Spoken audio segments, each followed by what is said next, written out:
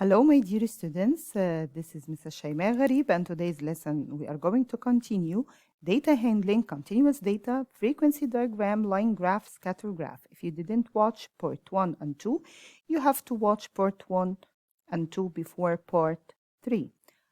First, let's start by revising some rules before you watch any video. First, you have to sit in a quiet place. You should have your pen and a piece of paper to take notes and to solve the questions. You should pause the video after each question, then you try to answer on your own. Then you play the video to check your answer and to understand the question in case you get a wrong answer. And don't forget to take notes. Let's start. In this video, we are going to talk about the graphs that we use to represent the continuous data, which are frequency diagram, line graph, and scatter graph. And we're going to talk about scatter graph in details. First, the frequency diagram. This is how it looks like. Can be used for both discrete and continuous data.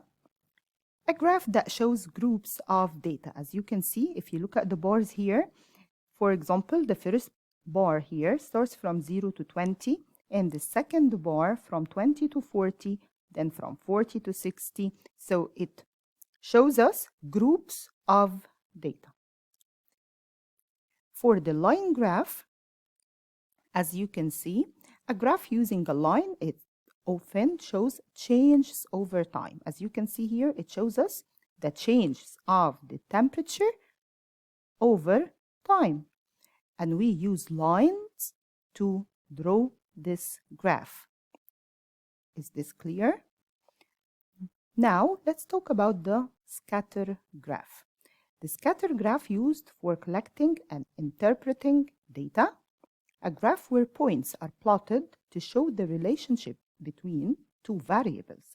As you can see here, the two variables on this graph, they have a relation. They have a link. So when the two variables have a link, so we use a scatter graph. And this is very, very important information to know, that the graph we use, if we want to find out if there a link between two variables or not, we use the scatter graph, okay?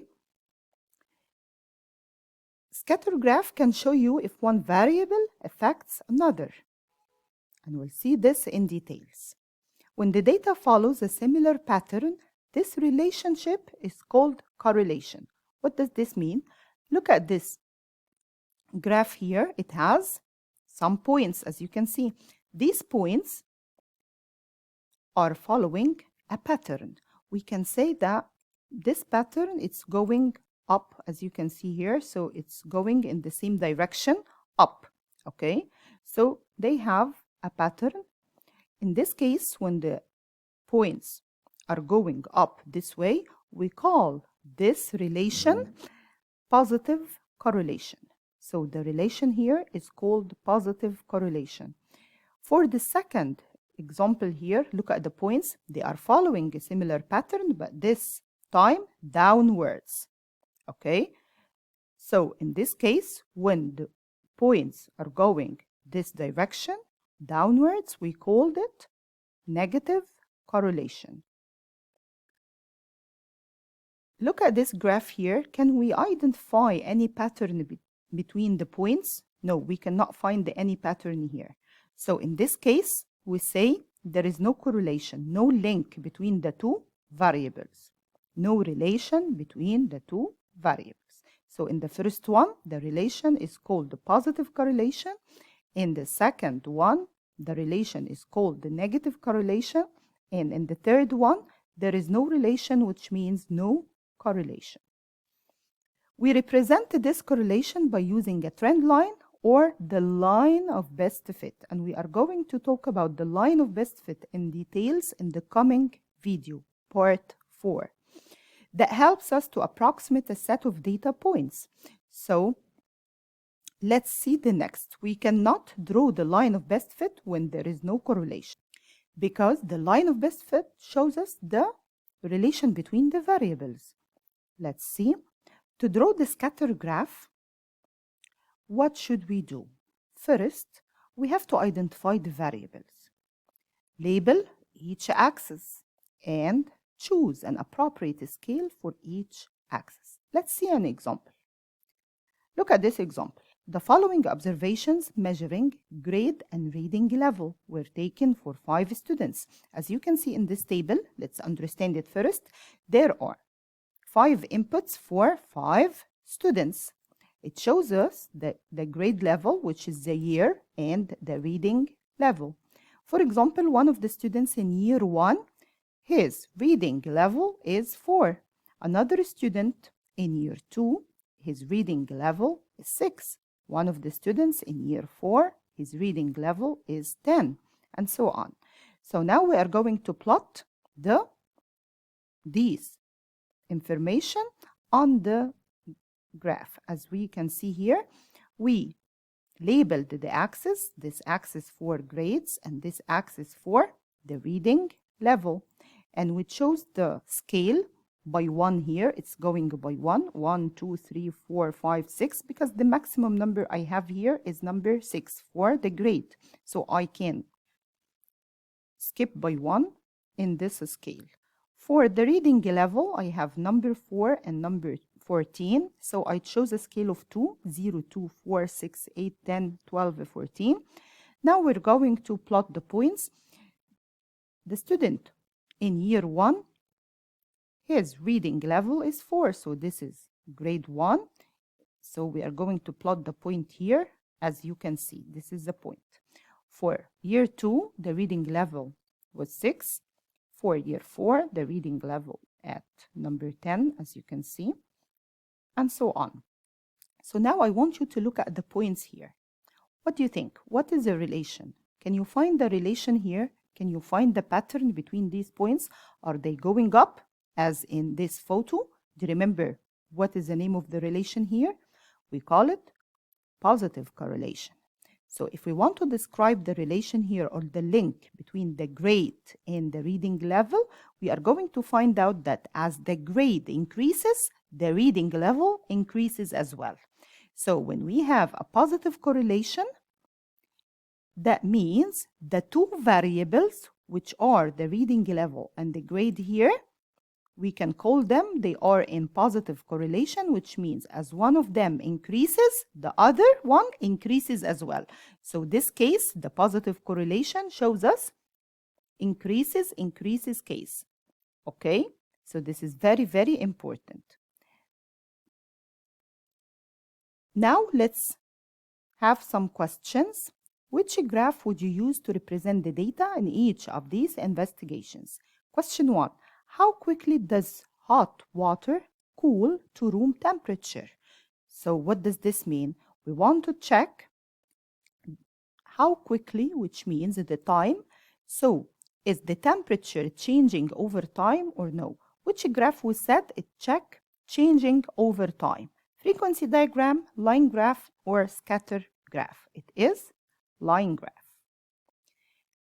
Question 2. What is the most common height for children in stage 6? If we want to check or use a graph to check the most common height, so most common means the most repeated, right? The highest frequency, the tallest bar. So which one we are going to use here? The frequency diagram, the one with bars. Question 3. Is there a link? Do you remember this point we said about one of the graphs? If we want to check if there is a link between two variables, so which graph we should use?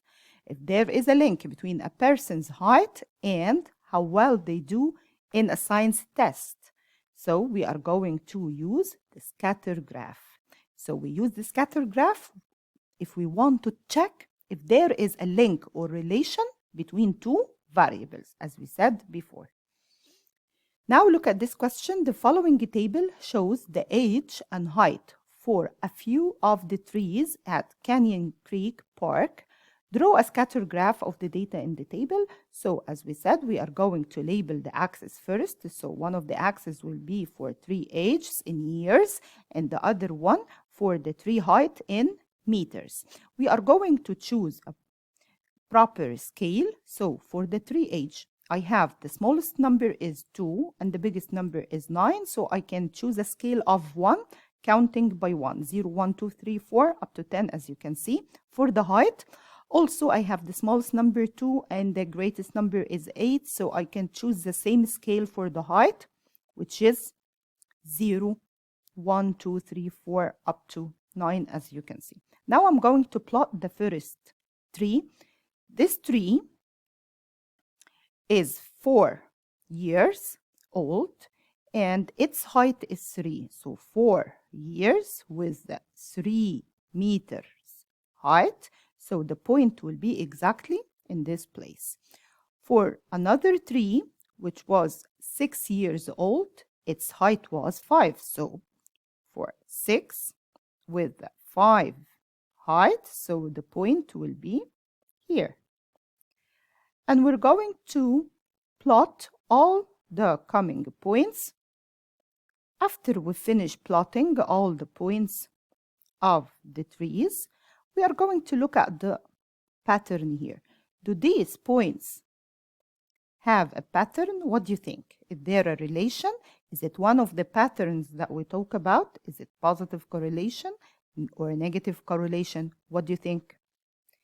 So it is a positive correlation. Why? Because the points are going up this way. And what is the relation between the tree age and the tree height?